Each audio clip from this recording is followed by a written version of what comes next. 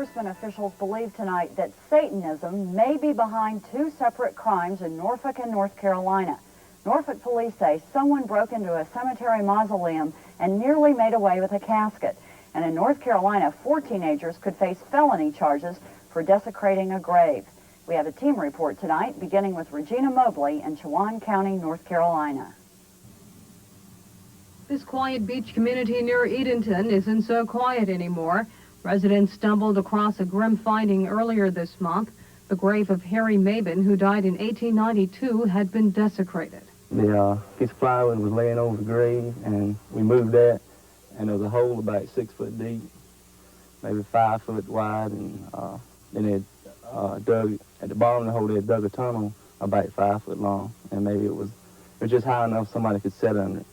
Inside, police found a small bench, a rug, and a beer bottle, which was used as a candle holder.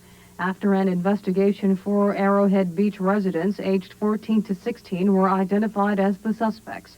Harry Mabin's remains were found in the 16-year-old's home. The teens told police they had nothing to do on a Friday night, so they decided to dig up a grave. But local pastor Reverend Wayne Jarrett says there's more to it. He believes the teens were performing one step in a satanic ritual. They go in and desecrate a cemetery.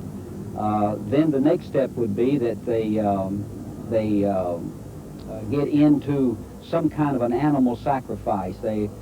Sometimes they have the blood cult where they cut their wrist and mix each other's blood.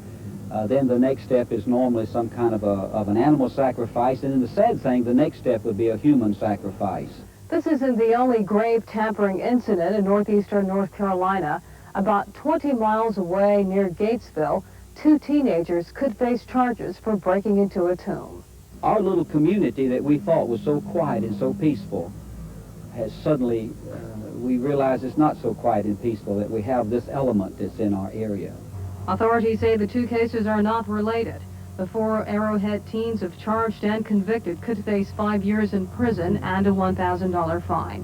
From Arrowhead Beach, North Carolina, Regina Mobley, News 3 Tonight. This is Patty Snell. National experts on Satanism believe